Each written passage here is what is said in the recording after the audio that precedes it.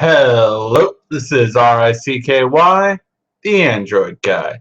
Hey guys, welcome to another episode of Android Weekly. Sorry for the delay. I do greatly appreciate you guys viewing. And sorry, just a lot of things happened this weekend. Went camping for the first time. Just did all this stuff, and yes, it was quite a weekend. So yes, sorry for that, but I did want to still have a show, of course, for you guys, answer your questions, and tell you everything that happened during the week. We had a couple of really big news, really stacked on Samsung side, but then we had a couple of Asus stuff and a couple of other things. So let's start off with the weekly news. First of all, definitely one of the biggest things that we saw this past week was the S6 Active. We saw this, what I'm assuming was a prototype, and then the final build. Very reminiscent of the past phone, and I'm really wondering what you guys think. What do you guys think of this design? Do you guys like it at all? Is it just not really your thing? What do you guys think about it? It does have physical buttons like the old devices. It also seems to have obviously a much very durable outside to it. And but the one thing I'm afraid of is that I think I see speakers here on the back. Why would they move the speakers to the back? But all in all, it looks very similar to the S5, and I'm wondering if that's what it's going to be. I'm very curious to see how this turns out, and will people really want this? Will people really want a water-resistant, drop-resistant S6? Also, what other changes will be implemented? We have heard so many rumors about a bigger battery. That is it true or is it not? And of course, the all big rumor of will there be a micro SD card slot? We know none of this right now at this time, but we will hopefully find out in the coming weeks. And yes, we see an AT&T logo on both these, which means that it might be an AT&T exclusive yet again. Speaking of AT&T, they now have it listed on, Samsung's website now has it listed officially. So yes, this is going to be happening.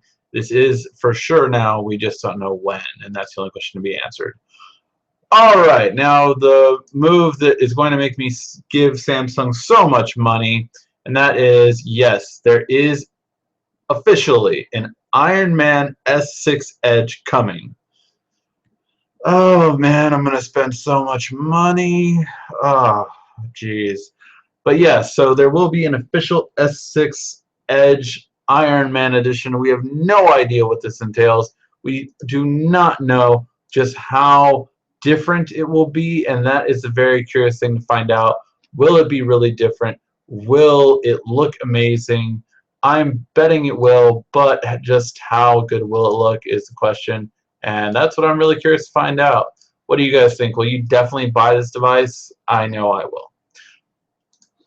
Moving on, the official things we have started to see is that there are S5 cases right now. Or sorry, no, not S5.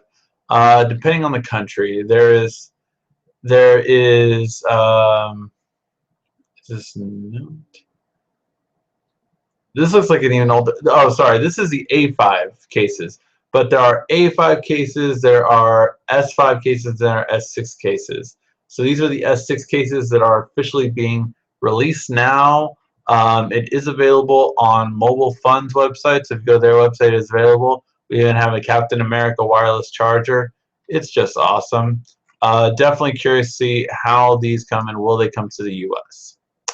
So another big news today from Samsung was the fact that Samsung apparently is in talks to release the Note 5 earlier.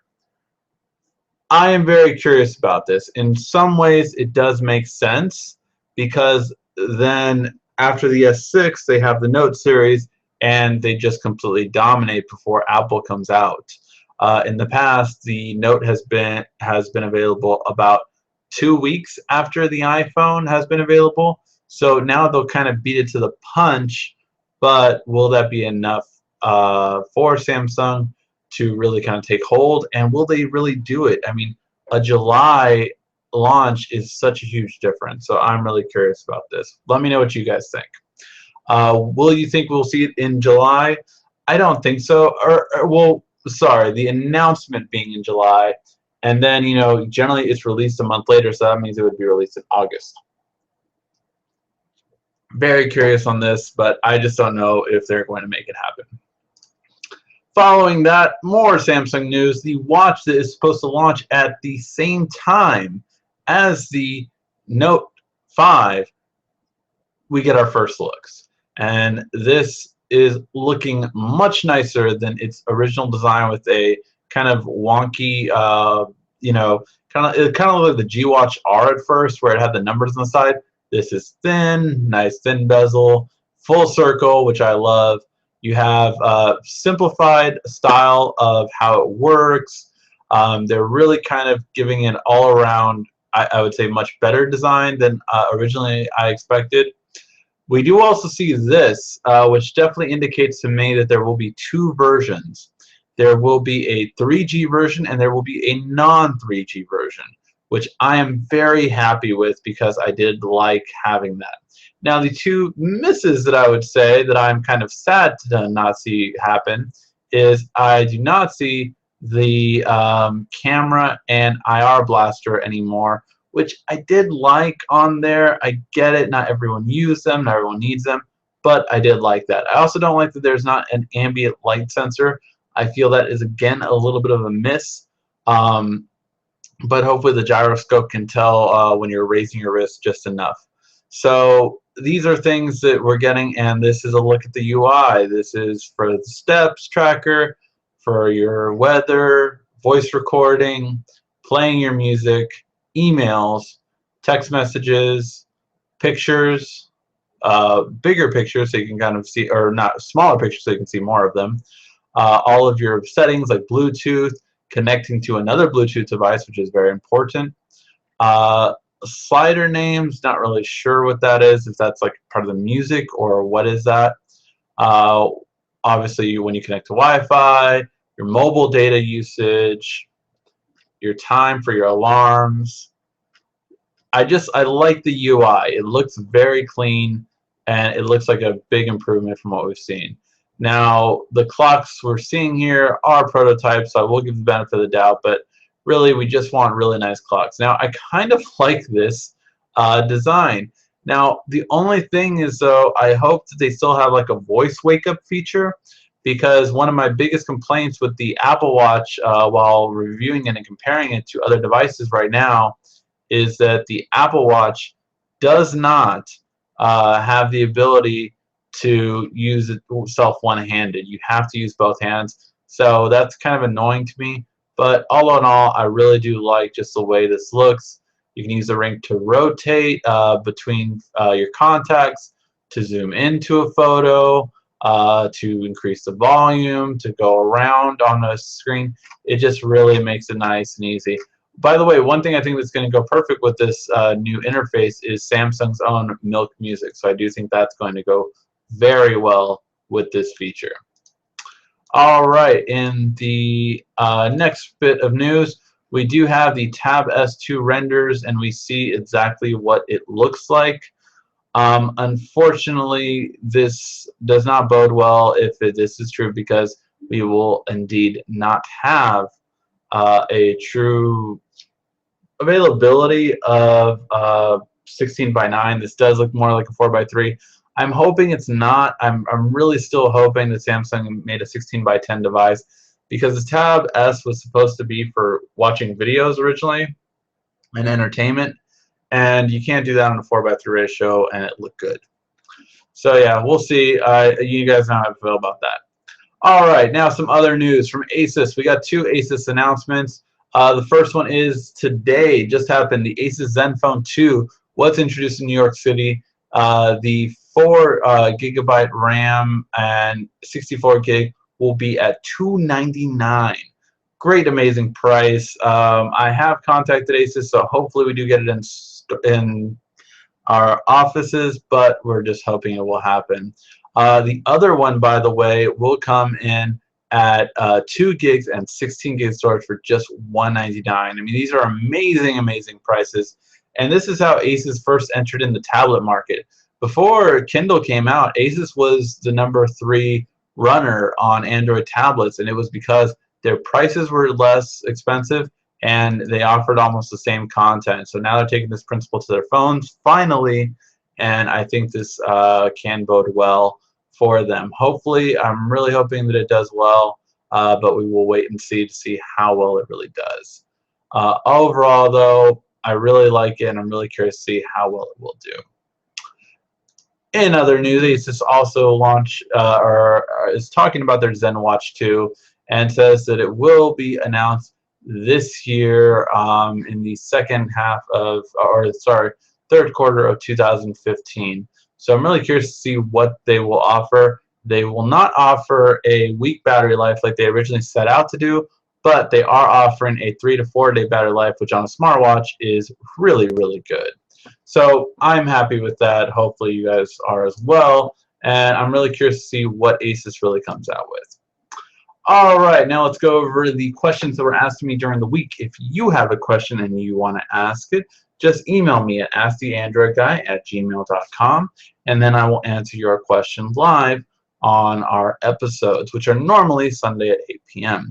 Now, the benefit of watching live is you can always ask your question live, and I will answer it before the end of the show. So, something always important to note, it's a benefit of watching live. You will get your question answered live. All right, Alex Rudd asked, I have a Gear 2 Neo. I was wondering how can I make payments with it? I have not found a wallet app. Also, does it have NFC since it can't find NFC in the settings? So, Alex, no, the Gear 2, first of all, does not have NFC. And the best you can do for a wallet app is Samsung Wallet, which you can use in apps, or sorry, rather in locations that use barcode scanners. For instance, on my Gear S, I always use Samsung Wallet to pay for my coffee at Starbucks because I was able to import the barcode into the app, and then I just scan it, and that's it. So that's the way I did it. I also use it for my Best Buy card, my AMC Stubs card. So all those are barcode scanning, so I can use those forms of payment.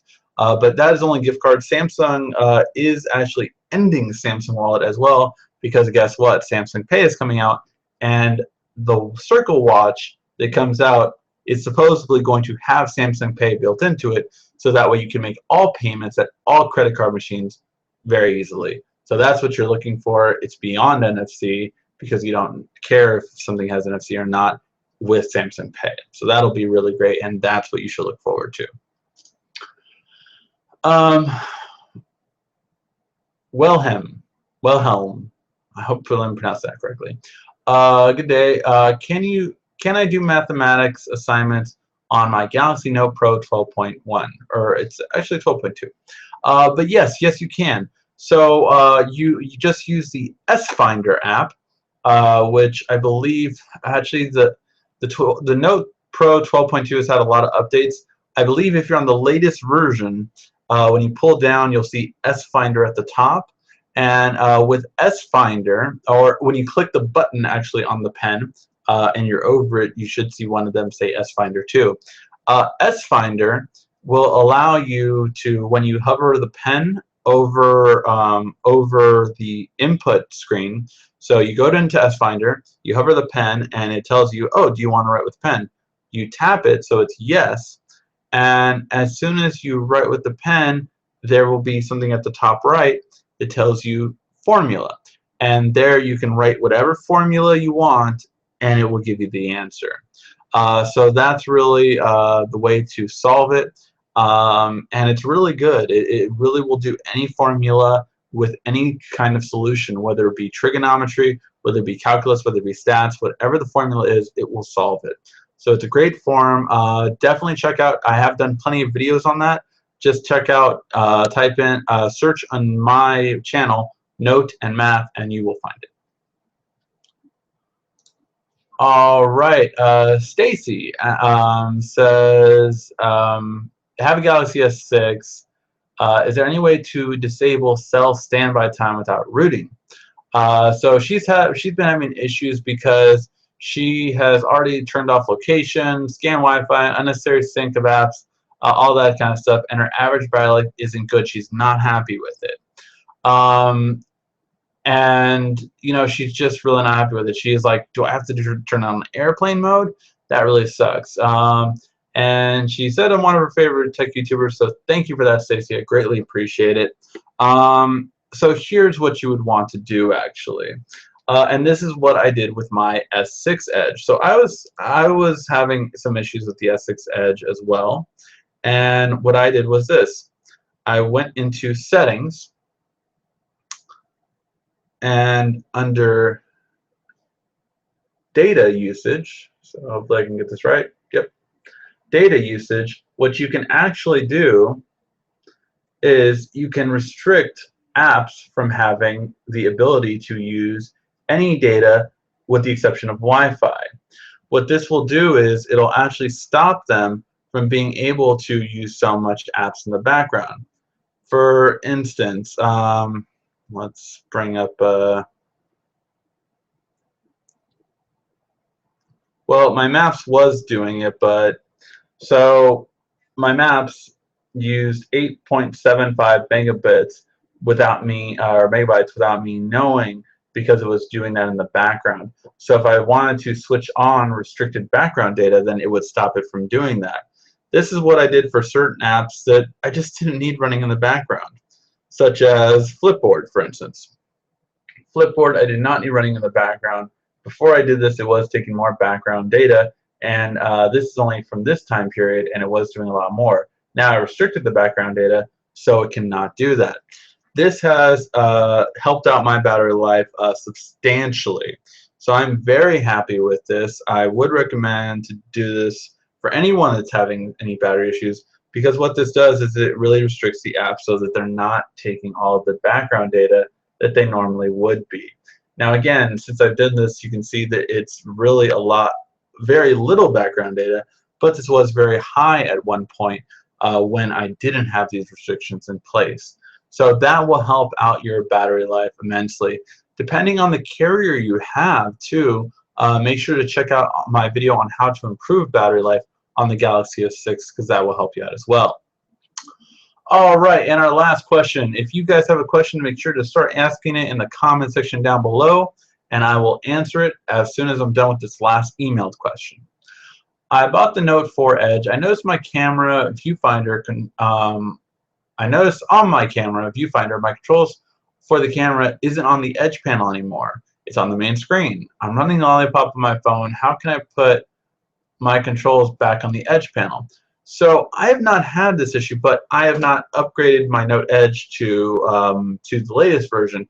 One of the main reasons is because, you know, I upgraded from the Note Edge to the S6 Edge.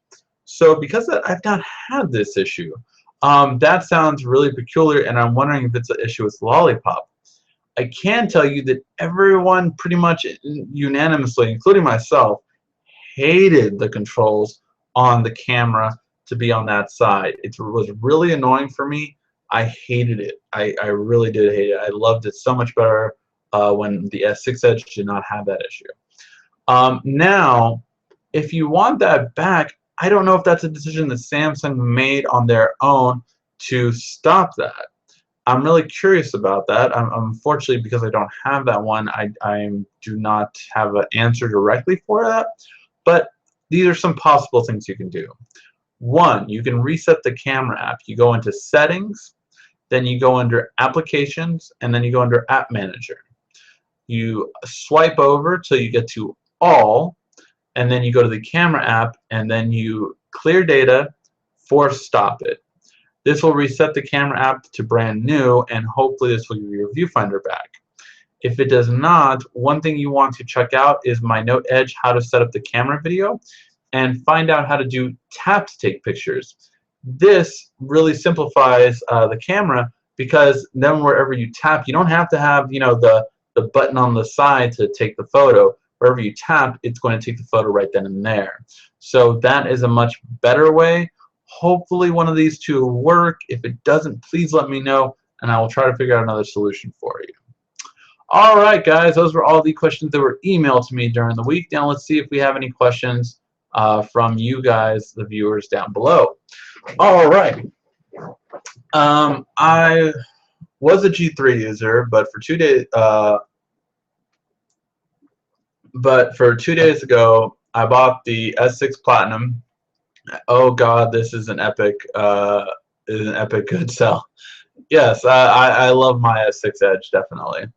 How is Samsung Pay going to work? Like Apple Pay? Actually, Samsung Pay is awesome.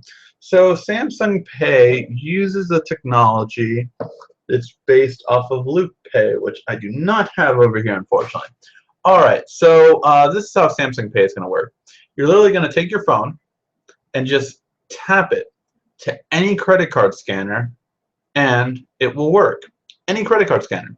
You can go to Starbucks, you can go to Carl's Jr., you can go to Ralph's, you can go to Vaughn's, you can go to Jamba Juice, you can go to any place, Macy's, Nordstrom, whatever place you go to, you tap it, it works.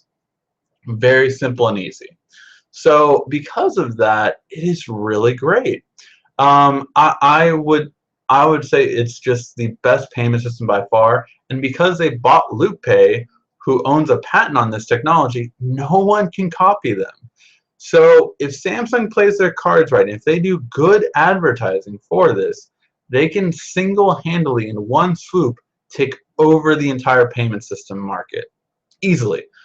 Apple Pay is only in 10% of all retailers across America. Samsung Pay is automatically in 90%. Doesn't take math to show that how much better this is. Basically, the phone simulates the magnetic strip that a credit card does.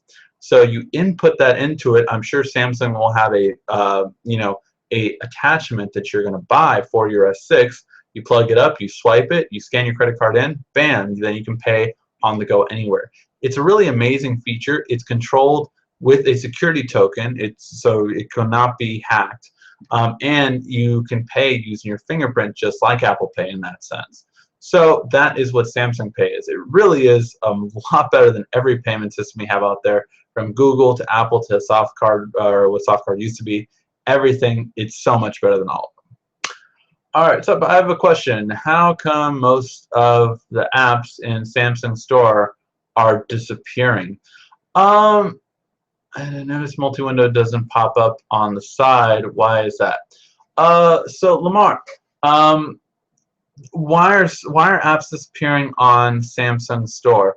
Well, Samsung is basically getting rid of some apps that weren't used a lot. Now, in some cases, this is really good because no one ever used them to begin with. So you look at things like Samsung used to have like something called the Music Hub, the People Hub, the Movie Hub, things that no one ever used because they were awful. Then they didn't make sense when Google has their own ecosystem. They just didn't make sense.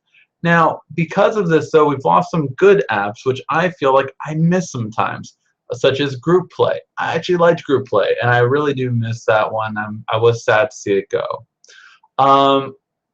The multi-window doesn't appear on the bottom anymore, I think because people really didn't know what that was for. A lot of people saw it as a way to jump to quick apps. So like their favorite apps would be on the multi-window app, and they would just like, oh, I can jump to my apps really quickly. And I actually don't think that was necessarily such a bad thing, but people didn't really get what the bar was for. That's why now when you hold it down, it literally tells you, these apps can go in this screen and this screen. Do you want to do that? And so they kind of try to simplify it. Whether they succeeded or not is up for debate, definitely. But that's why they did it, to kind of, again, simplify it, letting you know what this multi-window feature is for. Danny Shin, HTC M9 or G4, which one do you like better? Well, I only have the M9 in here. However, I haven't told you guys this, I believe, but apparently LG is actually sending me the G4. Now, they have said that they're sending me the G4, but, you know, they said they were sending me phones before, and we didn't get them. So we will see if we get the G4 in the studio. Hopefully we will. Without testing it, I feel kind of bad, but I would probably say that it would still be the G4 would be the better one, just because the M9's camera has not impressed me. and that's been my greatest challenge with the M9 is the camera. It does shoot in RAW format now. I did do the update so we can do that. I took some photos over the weekend while I was camping, and then we're going to take some night photos tomorrow, and we're going to see just which one is better. So look for those comparison photos between the M9 and the S6 coming shortly, as well as the S6 Edge versus the Note Edge comparison. That's another comparison that's coming out probably next week or the beginning of next. Yeah, probably next week, because this week all the watch videos were going to come out. So we're going to see the Urbane review. You're going to see the Apple Watch comparison to it. So we're going to compare the Apple Watch to it, and we're also going to compare the Gear S to it. So all of those comparisons will be coming out this upcoming week. Do you have any problems with the fast charging on the S6 Edge? Because I do. I'm using the native charger. Charging works fast. I noticed when it wants to. I noticed it says fast charging, and it's just charging. So here's a very important feature, Drag Racing Ninja. Fast charging comes in 3 stages on the S6. Within the first 10 minutes, you get what's called Fast Adaptive Charging 2.0, which it amplifies the charging dramatically, very quickly. That's why Samsung claims you can, in just 10 minutes, you can get 4 hours, because it's a quicker charge than normal. Then it drops down to Fast Adaptive Charging 1.0. That's why you get still half the charge in half an hour, because of the fact that it's now charging at this rate. That's the other way of fast charging. But then it goes to normal charging after that. So after it gets to 50%, it will then go to normal charging, which is why the S6 does not charge in 1 hour. Even though you get half the charge in half an hour, the full charge takes 80 minutes. That's because it's going back to a normal pace charging of 2.0, 2 amps at 2 amps at 1.5 volts. Yeah, 2 amps at 1.5 volts. So that's when it switches back to that. So that's what's happening with your charger, and that's why. So it's really fast charging in the beginning, but after it gets to that 50%, it's not going to be fast charging anymore. However, your phone should charge in about 80 minutes. So yes. What do you think? What do you think Apple making a car? What do you expect from it? I don't think Apple's making a car. I don't think they're making a car whatsoever. I don't think that that's true, to be honest. I think they're improving their map services and everything like that. That they're doing that so that their maps won't suck, which right now they still suck. I don't know anyone that would choose Apple Maps over Google Maps still at this point. However, I think they are working on how to integrate it better with the car. And that's the steps of why they're having cars in their lots and everything like that, because they're doing that. Will Apple ever make a car? Possibly. I just see it as too much work to get into the industry, and I will see the same challenges what they're having now, which is they're a high-end brand company, but they're not Rolex, and that's the issue that their watch is having right now.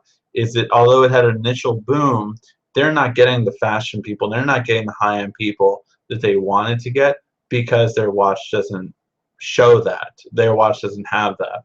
And until it does, this is, I think, a great testing market that will show to see if the Apple can compete with Mercedes or Bentley or something like that in the future. Do you think Samsung will eventually switch to Tizen completely and abandon Android? No. No. No, Samsung will not abandon Android completely, simply because they don't have it yet. They don't have that kind of pull yet. Android is so great because you have so many apps, you have so much open source, you have so many great things. Tizen is really easy to develop for because it's a web-based OS, so it's very easy to develop for. But it's just not, it's not there. And it's good for what they're using it for.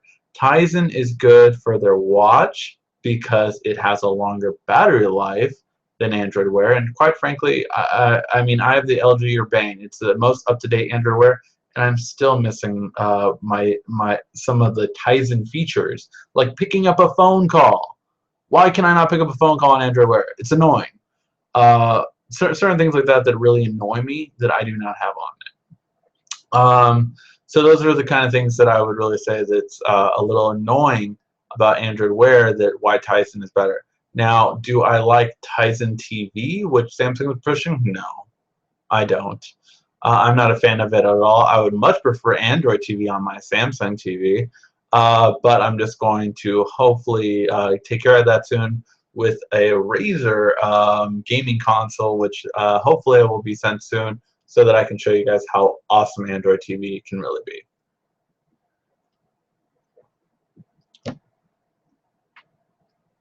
It shouldn't ever lose charge, Drag Racing Ninja. You might have a bad phone, to be honest. I just don't like that. My next phone will be Note 5. Hey, mine too. What is the most important thing when buying a smartphone other than pricing? To be honest, now, keep in mind, you know, I am at a point where I've graduated. I can spend on certain things. So to me, pricing isn't priority when buying a smartphone. Don't get me wrong, I'm not going to buy a $17,000 smartwatch, Apple, but you know, I mean, if it's worth the price, I don't mind spending, you know, from a $500 smartphone to a $800, $900 smartphone if it gives me everything I need and want, because it's my daily usage. And let's be fair, I do all of this so that I can review them for you guys. So if I need the best smartphone out there, I will try to do it. So pricing is not my first one. My first one is camera. I used to be a photographer back in the day, used to do all that kind of stuff. I miss it sometimes. So I used to love SLRs, used to love playing with lenses, used to love all this kind of stuff. Granted, I don't shoot manual with my smartphones because I just don't still feel they're there. But I do love better quality on my smartphone. And camera is the first thing I first and foremost look for. The second thing I look for is battery life. Those are my two most important features. And it's very telling if you look at my top 10 video, or my top 10 phones of the year, because the Note has won the past 2 years. Note 3 won 2013 and Note 4 won 2014. And it's because they have the best camera and best battery life combination out of everything else. So yes, that's one of my favorite things. So those are the two things I look most for in a smartphone. After that, I do look at things like storage and graphics, because I do like playing games and I do like speed as well. But processor, RAM, everything like that can be misleading, so it depends from that point on. It really depends.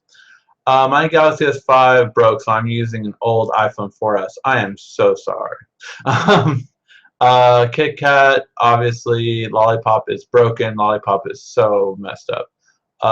Which software do you think was better? KitKat 4.4.4, 5.0, 5.1, 5.2, 5.3. Oh God. I really do like KitKat. I thought that was a great OS. I really, for me, it moved so smoothly. Lollipop, I feel, has just been problematic. I really do. There is nothing that I really say Lollipop like I'm so happy with it. It's been problematic. It really has. And I cannot wait because, is it next week? Yeah, next week is Google I/O. So Google will be announcing their new OS. Now this is the announcement, but it goes to show you how bad Lollipop is. Normally the announcement comes in July, and then the OS is launched in September, October, typically October. However, this time around, it's going a different direction, and they're moving it up about 3 months. and it's going to be announced in May, at the end of May, granted, but still May, as opposed to July, and then most likely it's going to come out in August or so. So this is a really big thing because Lollipop has had so many issues, so they're finally going to get move up and away from Lollipop to get rid of all the issues. Yeah, iOS 8 and 8.3, iOS itself is having so many issues, and that's all. Look, I can tell you right now, the next iPhone is going to, iOS 9 is going to fix all the bugs. That's what they're going to do. And the iPhones are going to have a 12 megapixel camera and a 3 megapixel front camera. Almost positive on that. So that is what we're going to see, and that's what's going to be. If Apple made a car, do you think they'd add Windows? Yes, they would charge more for Windows if Apple made a car, absolutely. Monday, better late than never. Yeah, I know, Chronos, I'm sorry. What is your opinion on the Asus ZenFone? The fact that it is as cheap as a former Nexus phone, 299, what do you think it is worth? I think the new Asus phone looks amazing. I have contacted Asus to try to see if we can get it in the studio. However, I've not heard back from them, which really sucks. If you guys, actually, everyone who's watching right now, can you go on Twitter and do hashtag and do @Asus, send the @the_Android guy a ZenFone 2 so he can review it. Everyone, you guys watching, please post that on your Twitter or on your Facebook or whatever. Let's see if we can get Asus to send us the phone so we can review it for you guys. I'm really curious. It's a phone that I've been asked about. And it's a phone that I would love to review for you guys. So hopefully we can get it into our store and review it for you guys. I am really curious how the Intel processor works. 4 gigs of RAM sounds amazing. 64 gigs of storage, $299. It all sounds really good. But the processor and the camera are what I really want to see how well they do. And that's what I would love to see in studio and really test it out for you guys. It looks like an amazing phone. It is an amazing price, but it's an unproven processor. Asus is really, I mean, Asus has my respect in a lot of ways. I love them as a computer company. I loved their tablets early on. Look, their 7-inch tablet still got the best rated tablet for my 2014. It was like it was the top one for the least expensive one. I think it was the top 3 for the all tablets. So really good all around. But yeah, everyone, you guys watching right now, if you can hashtag that would be awesome. Yeah, I understand, but I am saying that once 27% fast charging was yeah, again, Drag Race Ninja. I think it, and yes, the charging will be covered under the warranty. Also, one thing you should note is that see, in LA we have a service center on Wilshire in Koreatown that will fix the Samsung phone. I think their main office, though, or their main warranty center is in Texas. So that's where it would be definitely there. What do you think of the HoloLens? Do you think they are better than the current VRs? HoloLens are not VR, they're origin. So to Danny and Dragon Race Ninja, for the HoloLens, they're not true VR because they're more augmented reality than virtual reality. So there is a difference there.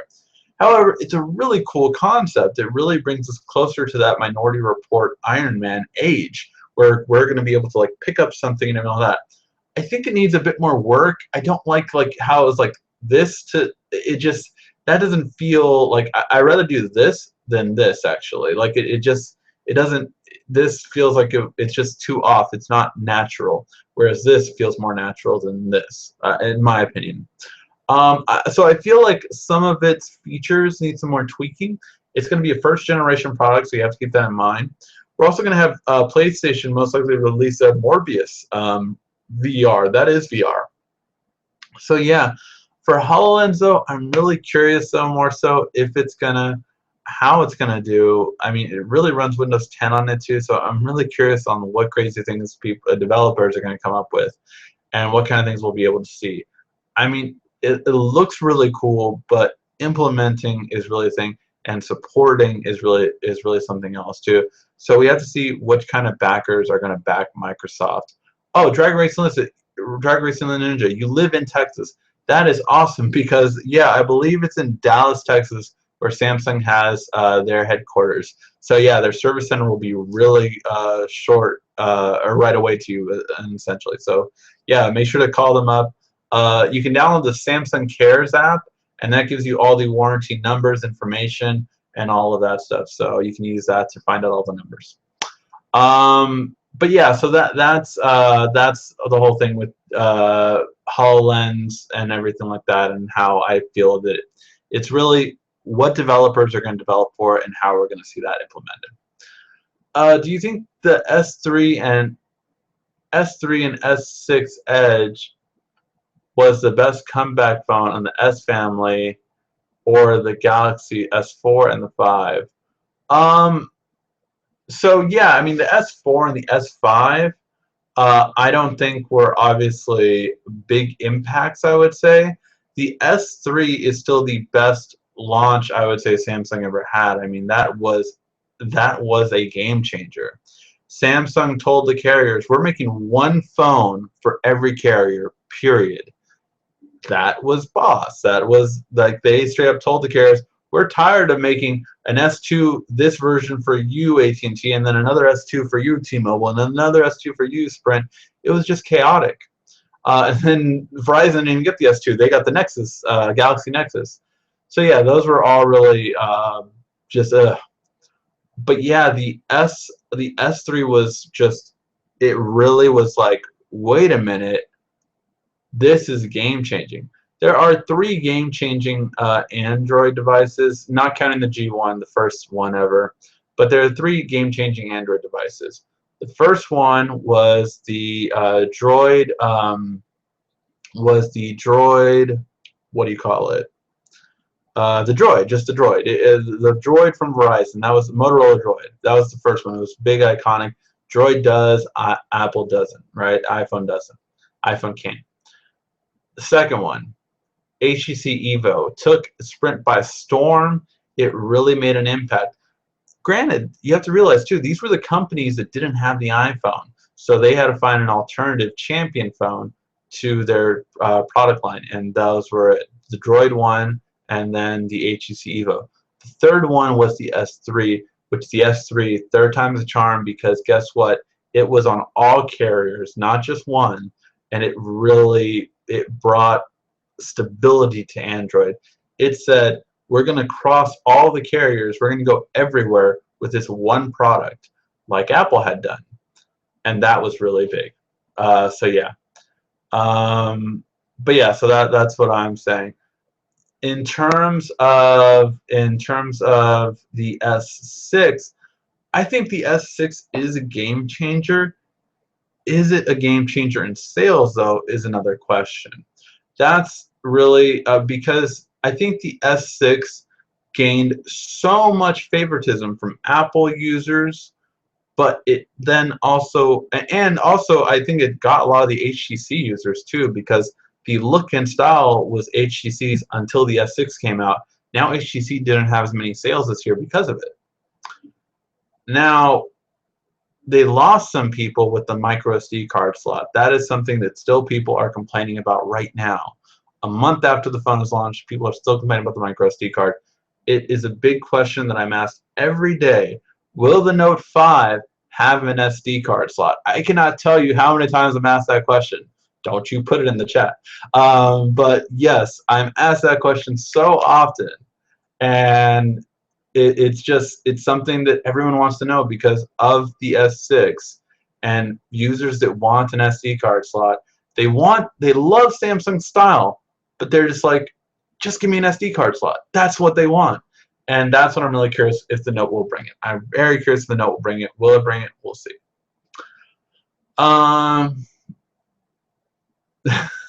Yeah, no. No, the S7 will not be bad because it's an odd number. It'll be fine. It'll be fine.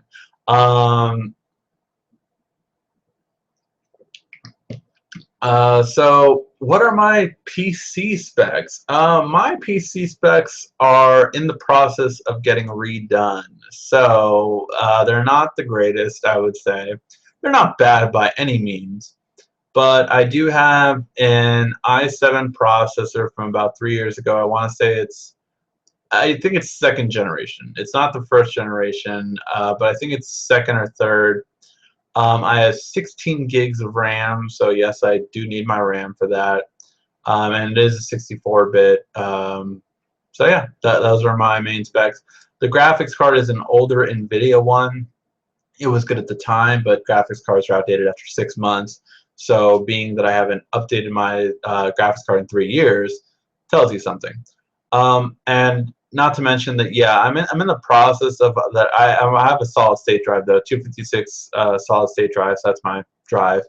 I will improve my computer over this year, over the course of this year, and I will upgrade to a better computer. So yes, that is one of the things that I want to do this year.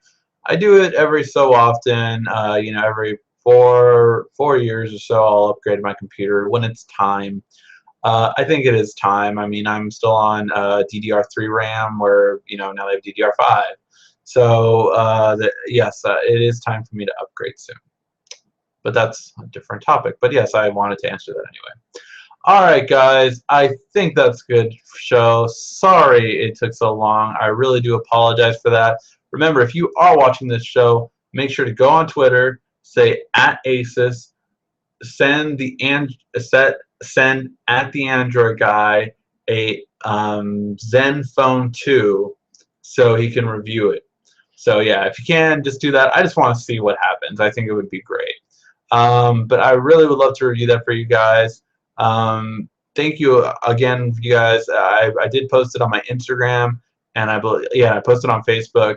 Thank you so much. Over 90,000 subscribers, over 20 million views. I really think I just thank you guys so much for that. I really appreciate it. So thank you guys always for watching. I will continue to do the best I can, and we'll continue to bring out a lot of content for you guys. Thank you guys as always for that. Thank you guys for watching. Please give a like, thumbs up down below. As always, this is RICKY, the Android Guy.